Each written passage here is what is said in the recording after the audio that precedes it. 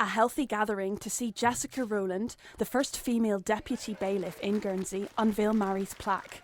But why is her legacy important? You can see here, this is the newspaper which announced the deputies who won places at in the States. And here she is, the second in the poll for district number 1. Not only was she elected as the first woman, but also that she actually did really rather well in the election. She compared did, to a lot of the other men. Yeah, there was one of only 2 deputies who got more than 1,000 votes. She very much focused on social issues. She campaigned for recreation facilities for islanders, for housing. So it was those sort of social things that she really stood for. Mm-hmm. Mary went to school at Ladies' College. Students today have been learning more about her. She would think it's a really special opportunity that she's being recognised for her bravery of being the first woman to put herself out there and have a voice in the state. We're kind of following in her footsteps a bit. Women have to stand up for what they believe in, and I think that that's scary because you've got to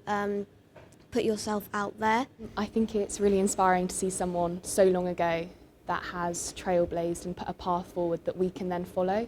But I also think it's important to recognise that we're not all the way yet. There still are only 8 female deputies, and we do still have so far that we have to travel until we get to the point where men are at now. We can carry on with her legacy and try and achieve the same kind of things to try and, like Emma said, get more equality in the States at the moment. I think this will show girls and women in Guernsey what people really could achieve even 100 years ago. Even though her pathways were quite narrow, she managed to use her connections and use her voice in the States, and that's so inspiring. It was brilliant to have such a good name within the community, and certainly people within the family who've made huge contributions to the island as time has gone by.